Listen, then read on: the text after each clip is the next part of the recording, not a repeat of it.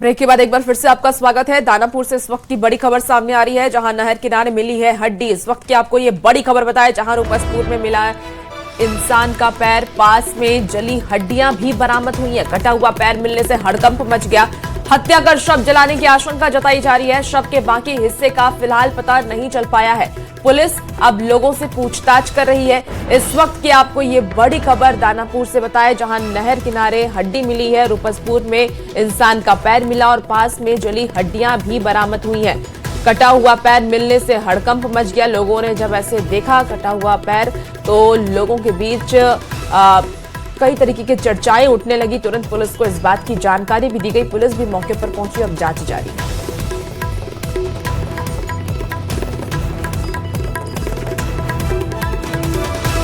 मिला है आदमी का पैर कटा हुआ मिला है। कैसे देखा है, कैसे पता चला?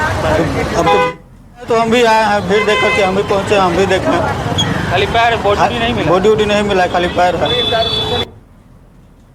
ज्यादा जानकारी के साथ न्यूज 18 संवाददाता अमरजीत शर्मा हमारे साथ इस वक्त सीधे फोन लाइन पर जुड़ गए हैं। अमरजीत, रूपसपुर में इंसान का पैर मिला है, हड्डियां जली हुई मिली हैं, क्या जानकारी अब तक सामने आई है? किसकी है और किसने फेंकी, क्या कुछ पता चल पाया है? अभी तक जानकारी ये नहीं मिल पाया है कि ये जो पैर मिला है, जो हड्डियां मिली हैं, वो आखिर किसकी है, क्योंकि जिस तरह से पैर मिले हैं उसमें और जो हड्डियां मिली हैं, हड्डियां जहां पर है वहां जले का निशान भी है। तो ये कयास लगाया जा रहा है कि किसी को जलाया गया, उसमें पैर बच गया। लेकिन पुलिस का कहना है कि इसमें हम जांच कर रहे हैं। फिलहाल प्रथम दृश्य यही लग रहा है कि जानवर यहाँ वो पैर नोच रहा था और कहीं से उठा कर लाया है। लेकिन जांच में ये भी है कि बगल में ही जले का निशान है और वहाँ हड्डियां, मानव हड्डी भी है। तो इससे पब्लिक का कहना है कि ये जो है किसी को जलाने की भी बात आ सकती है। लेकिन अभी तक इसमें जो है पूरा शरीर नहीं मिला है, पैर सिर्फ मिला है। तो इसमें जो है पुलिस जांच कर रही है, लेकिन जो शरीर है, पूरी बॉडी है, वो अभी तक लापता है। जी अमरजीत, कब पहली बार इस हड्डी को और पैर को किसी ने देखा? जी देखिए, जहां पर ये पैर मिला है वहां पर किसी का आना जाना नहीं है। उसके ऊपर जो है सड़क है, उससे आना जाना है और ये नहर का किनारा है और वहां किसी की नजर नहीं जाती है। लेकिन कुछ लोग जो है उसकी नजर गई, तो उन्होंने जो है पुलिस को सूचना दिया। उसके बाद पुलिस आई और जांच में जुटी। फिलहाल जो है इस मामले में अभी तक ये पता नहीं चला है कि आखिर ये किसका पैर है। जी ठीक है अमरजीत, आप नजर बना के रखिए और देखना होगा पुलिस की तरफ से क्या कुछ जानकारी सामने आती है। अपडेट आपसे लेंगे। बहुत शुक्रिया जानकारी के लिए अमरजीत। देखिए, गया जी से एक खबर मिल रही है। कलश विसर्जन के दौरान दो पक्षों में जमकर मारपीट हो गई है। ये घटना बाराचट्टी थाना क्षेत्र की।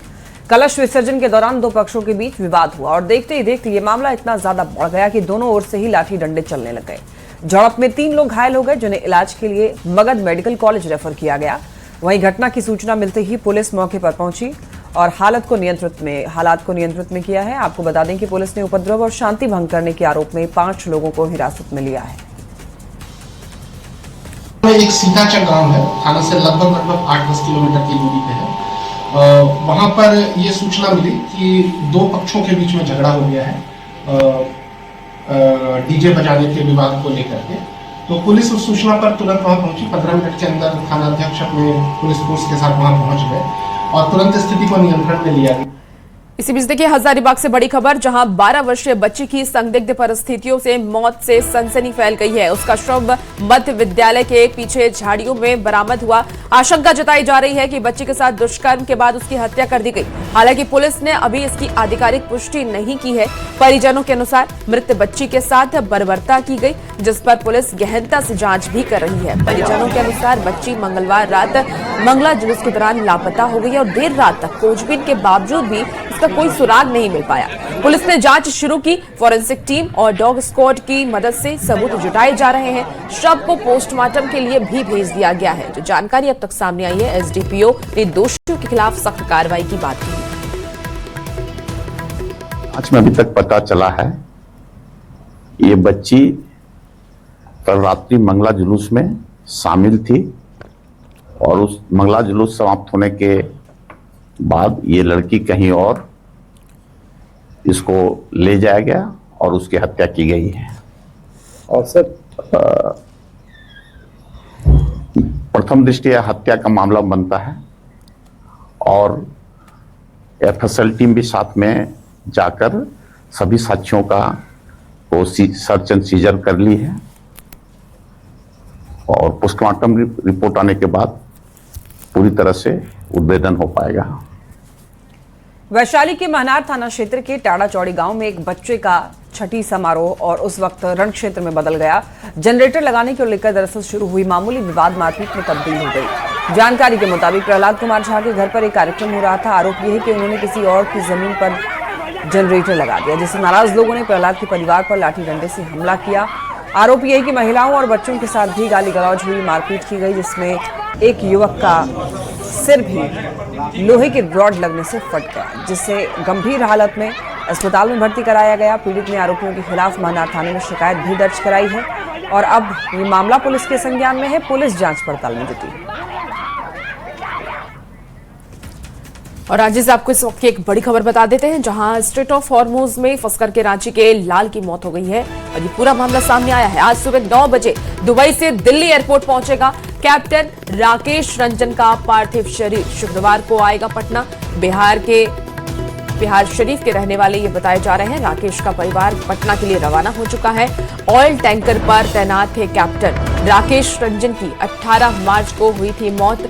आपको बता दें कि शिप पर हार्ट अटैक के कारण ये मौत हुई थी। इस वक्त की ये बड़ी खबर आ रही है, जहां स्ट्रेट ऑफ हॉर्मुज में फंसकर के रांची के लाल की मौत हो गई है। लगातार जो युद्ध जैसी स्थिति है, इससे कई नुकसान हर एक देश को हो रहे हैं। दुनिया में कई संकट आ रही है और इस दौरान देखिए एक बड़ी खबर है, दुख भरी खबर है, जहां स्ट्रेट ऑफ हॉर्मुज में फंसकर के रांची के लाल की मौत हो गई है। आज सुबह 9 बजे दुबई से दिल्ली एयरपोर्ट पहुंचेगा कैप्टन राकेश रंजन का पार्थिव शरीर। शुक्रवार को पटना जाएगा। पटना की बिहार शरीफ के ये रहने वाले हैं। रांची से बड़ी खबर, डीजीपी की हाई लेवल समीक्षा बैठक। रामनवमी और शहर में बढ़ते हुए अपराध को लेकर ये बैठक हुई। बताया जा रहा है एसएसपी आवास में ये अहम बैठक हुई है। एडीजी मनोज कौशिक समेत कई अधिकारी मौजूद रहे। सभी डीएसपी और थानेदारों को निर्देश दिया गया। संवेदनशील इलाकों पर विशेष नजर रखने की बात की गई है। असामाजिक तत्वों पर कड़ी नजर रखने का निर्देश भी दिया गया है। और देखिए खुफिया और पुलिस टीम जो है अब अलर्ट हो चुकी है।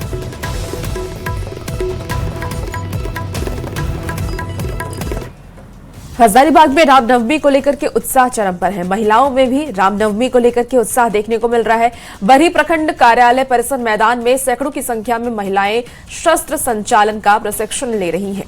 दरअसल ये प्रशिक्षण विश्व हिंदू परिषद की दुर्गा वाहिनी की ओर से दिया जा रहा है, जिसका उद्देश्य आज के समय में आत्मरक्षा के साथ साथ अपनी परंपराओं को सशक्त बनाए रखना है। प्रशिक्षण ले रही महिलाओं का यह भी कहना है कि वो आगामी रामनवमी लोक शोभा यात्रा में शामिल होने के लिए अपने कौशल का प्रदर्शन करेंगी।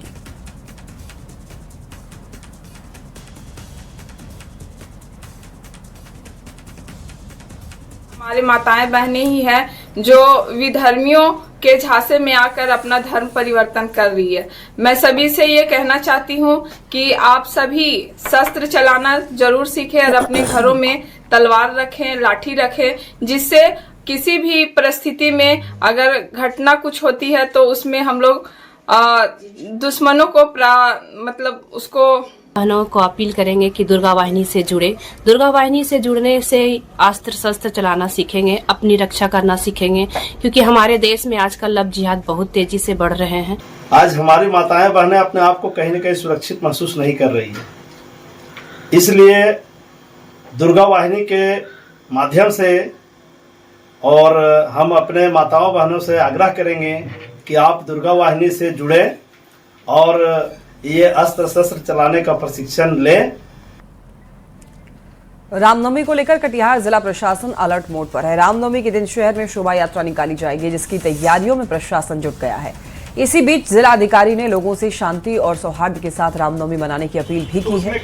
उन्होंने ये बताया कि शोभा यात्रा के दौरान सोशल मीडिया पर विशेष ध्यान रखने के साथ साथ डीजे पर भी पूर्ण प्रतिबंध रहेगा। जो कि इंश्योर करे कि वहां पे तो डीजे पर पूर्ण प्रतिबंध को लेकर प्रशासन काफी ज्यादा सख्ती दिखाता हुआ नजर आया। प्रशासन अलर्ट मोड पर है। रामनवमी के दिन शहर में शोभा यात्रा निकाली जाएगी, जिसकी तैयारियों में प्रशासन जुटा हुआ है। जिला अधिकारी ने लोगों से शांति बनाए रखने के लिए सौहार्द के साथ रामनवमी मनाने की अपील की है। 100-200 मीटर 300 मीटर पे आपका 1-2 साउंड बॉक्स है, तो उसमें वेटिंग कर लें कि यही 4-5 गाने हैं जो बजने चाहिए, इसके अतिरिक्त कोई और गाना जी। आगे आगामी जो रामनवमी पर्व है उसके लिए हम लोगों ने सारी तैयारियां पूरी कर ली है। सभी जितना भी पूरे जिले में 316 स्थानों पर फोर्स और मजिस्ट्रेट का डेपुटेशन किया गया ताकि शांतिपूर्वक रामनवमी को मनाया जा सके। और हम लोगों ने शांति समिति की बैठक भी की थी, जिला स्तरीय बैठक भी हुई थी, फिर नगर थाना में शांति समिति की बैठक हुई थी। उसमें जो शोभा यात्रा वगैरह निकलती है उनके ऑर्गेनाइजर्स को बैठा करके सबके साथ डिस्कशन किया गया है कि शांतिपूर्वक और सौहार्दपूर्ण ढंग से हम लोग इस पर्व को मना सके।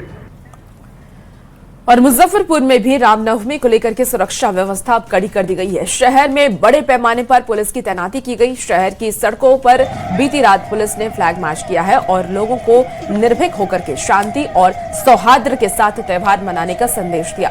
असामाजिक तत्वों और उपद्रवियों पर कड़ी नजर रखी जा रही है। रामनवमी पर्व की बहुत बहुत शुभकामनाएं। आज हम लोग नगर 2 क्षेत्रांतर्गत फ्लैग मार्च कर रहे हैं रामनवमी पर्व के मद्देनज़र। इस संबंध में पुलिस और प्रशासन के द्वारा सभी तैयारियां कर ली गई है। जितने भी लाइसेंस प्राप्त हुए हैं और जो जगह पे जुलूस निकल रही है उन सभी को लाइसेंस दे दिया गया है। बाकी संचालक से भी अनुरोध है कि कोई अगर जुलूस ऐसी है जिसमें लाइसेंस अभी तक अप्लाई नहीं हुआ है तो कृपया उसका लाइसेंस प्राप्त कर लें। उसके अलावा जो असामाजिक तत्व हैं उनके विरुद्ध निरोधात्मक कार्रवाई कर दी जा चुकी है। शांति समिति की बैठक होते हुए उसमें सभी जो क्षेत्र के जनप्रतिनिधि हैं और डीजे संचालक हैं उनको भी इस चीज़ से अवगत कराया गया है कि डीजे पूर्णतः प्रतिबंधित है, तो इस चीज़ का ध्यान रखेंगे कि कहीं पे डीजे नहीं बजाएंगे। चैत्र नवरात्र का आज 8वां दिन और मंदिरों में दुर्गाष्टमी और रामनवमी की धूम है। विशेष अनुष्ठान के लिए मंदिरों में भक्तों का तांता लगा हुआ है। दुर्गाष्टमी पर मां दुर्गा के 8वें स्वरूप मां महागौरी की पूजा की जा रही है और इन्हें सौंदर्य, शांति और पवित्रता का प्रतीक माना जाता है। मान्यता के अनुसार महागौरी की आराधना से भक्तों के पाप धुलते हैं, सुख समृद्धि की प्राप्ति होती है और इस दिन कन्या पूजन का विशेष विधान है। मंदिर में विशेष सजावट की गई है। मंदिरों में भक्तों की भीड़ लगी हुई है।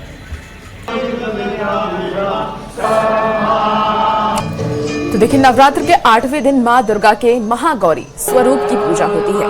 मां महागौरी अत्यंत सौम्य और कोमल स्वभाव की देवी है। 4 भुजाओं से सुशोभित माता के एक हाथ में त्रिशूल, दूसरे हाथ में डमरू, तीसरे हाथ में अभय मुद्रा में, चौथे हाथ में वन मुद्रा भी रहता है।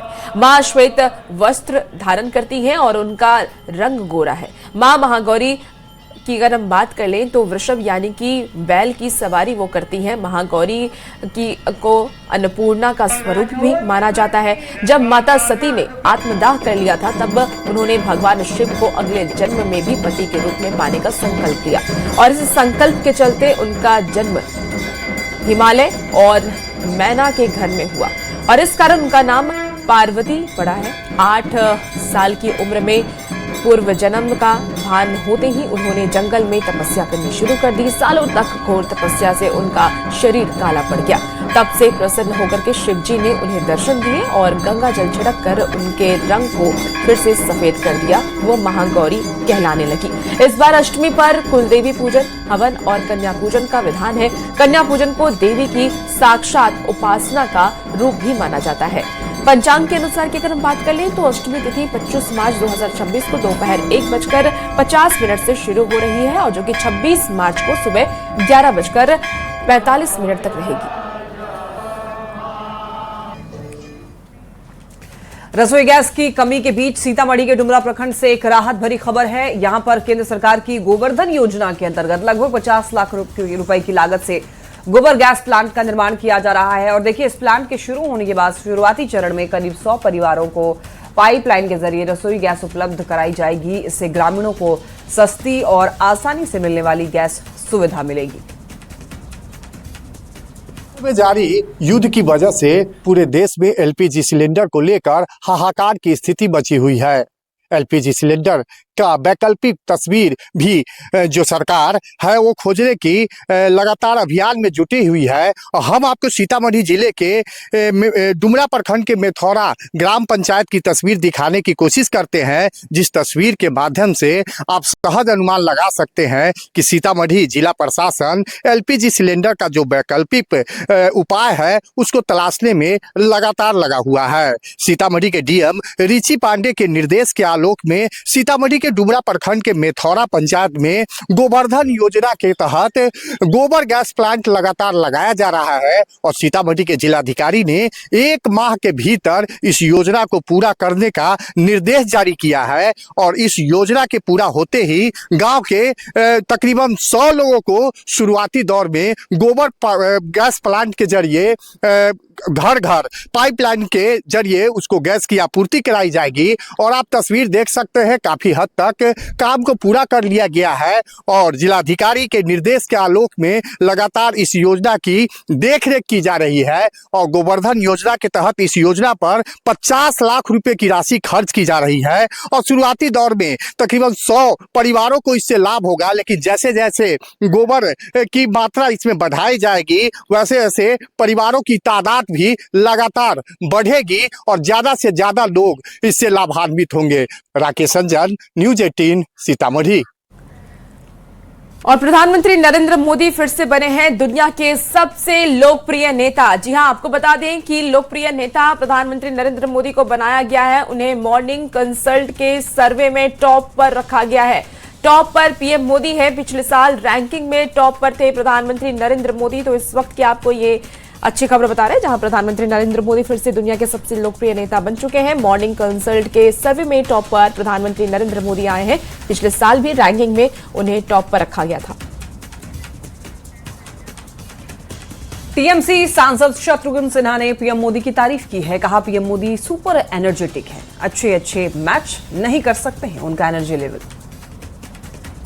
नरेंद्र मोदी की एक खासियत, उनका एनर्जी लेवल अच्छे मैच नहीं कर सकते हैं। Know what can energy, God bless him. इस मामले में भगवान उनको हमेशा तंदुरुस्त रखें, मजबूत रखें, दीर्घायु रखें और उनकी एनर्जी लेवल से हम सब लाभान्वित हों, देश लाभान्वित हो। जंग का आज 27वां दिन है। सीज़फायर वार्ता की खबरों के बीच वार पलटवार का दौर भी जारी है, जहां ईरान ने ट्रंप के 15 पॉइंट के प्लान को धोखा करार दिया है। और ये तस्वीरें भी आपको अलग अलग दिखा रहे हैं। आपको बता दें तो वहीं व्हाइट हाउस में फिर से एक ईरान को शर्तें नहीं मानने पर गंभीर अंजाम भुगतने की चेतावनी भी दी गई है। और इस बीच ईरान ने अमेरिका नेवी के F-18 फाइटर जेट को मार गिराने का दावा किया है, जिसको लेकर के अब तक अमेरिका का कोई बयान सामने नहीं आया है। दूसरी तरफ लेबनान और ईरान पर इजरायल सेना के ताबड़तोड़ हमले जारी हैं। नेतन्याहू ने साफ कह दिया है कि दुश्मन को मिट्टी में मिलाकर रख देंगे और तभी हम दम लेंगे। इजरायल का साफ कहना है कि युद्ध विराम पर अपनी रक्षा के लिए दुश्मनों पर वार करते रहेंगे।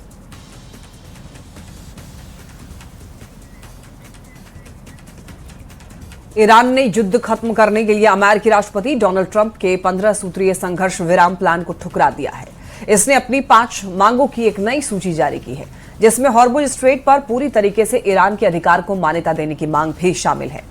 ईरान के सरकारी मीडिया प्रेस टीवी ने अधिकारियों के हवाले से यह बताया है कि ईरान ने अमेरिका और इजरायल की तरफ से शुरू किए गए युद्ध के लिए मुआवजा, हमलों को पूरी तरह रोकने और क्षेत्र में रेजिस्टेंस समूहों पर हमले बंद करने जैसी शर्तें रखी हैं।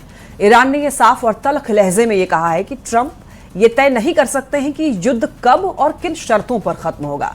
ईरान युद्ध को अपनी मर्जी से और अपनी शर्तों पर ही खत्म करेगा।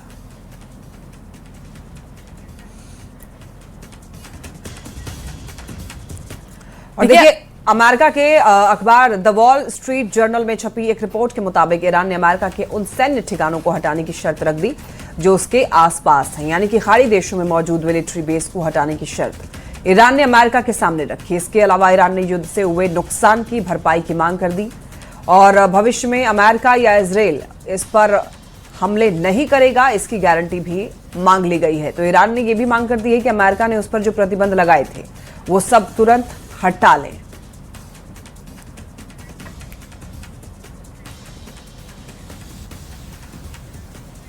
तो जंग के बीच डोनाल्ड ट्रंप की तरफ से बहुत बड़ा दावा किया गया है। उन्होंने कहा कि ईरान ने तेल और गैस से जुड़ा हुआ अमेरिका को बहुत बड़ा गिफ्ट दिया है, लेकिन ये गिफ्ट आखिर है क्या? कोई डील, कोई सीक्रेट समझौता या जंग रोकने का इशारा? सवाल सिर्फ एक नहीं है, बल्कि आखिर ट्रंप को ईरान से क्या गिफ्ट मिला है, इस रिपोर्ट के जरिए आपको दिखाते हैं।